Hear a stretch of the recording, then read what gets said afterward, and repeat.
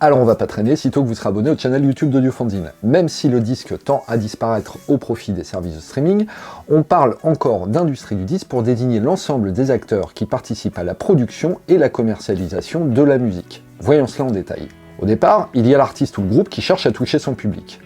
Ça s'appelle jouer au chapeau, et non seulement ça ne paye pas grandement, mais c'est en outre difficile actuellement. En dehors de cela, il y a 3 façons de toucher le public.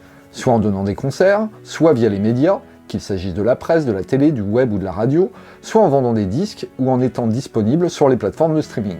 Sauf que pour cela, on gagnera un temps fou à s'adresser aux spécialistes que sont le tourneur, dont le métier est d'organiser des tournées, et le distributeur, dont le métier est de diffuser l'œuvre musicale. Comme on veut gagner de l'argent pour tout ce travail, on va avoir recours à un éditeur, dont le métier est de se soucier de l'exploitation d'une œuvre et de répartir les revenus générés entre les ayants droit. Et comme ça fait déjà pas mal de gens avec lesquels l'artiste doit interagir, ce dernier gagnera souvent à s'entourer d'un manager qui va l'aider dans toutes ses démarches. En termes de facilitateur, on fera difficilement plus incontournable toutefois que la maison de disques, appelée aussi label, et dont la mission était à la base de financer la production de l'œuvre, son enregistrement en studio notamment, comme ses produits dérivés, vidéoclips, merchandising.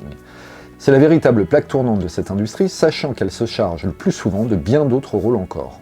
Voilà donc en gros le dédale dans lequel vous allez mettre les pieds si vous souhaitez vous professionnaliser, en sachant que chacun de ces intervenants doit gagner sa vie, et que sur les revenus générés par une œuvre, l'artiste est loin d'être le mieux payé.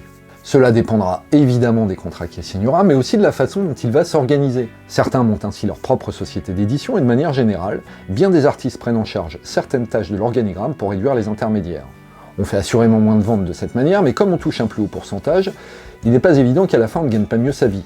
Bref, j'espère que ces 2 minutes vous auront permis d'y voir plus clair dans le fonctionnement de cette industrie. N'hésitez pas à la liker, la partager, la commenter. Je parle de la vidéo, pas de l'industrie. Sur ce, ciao!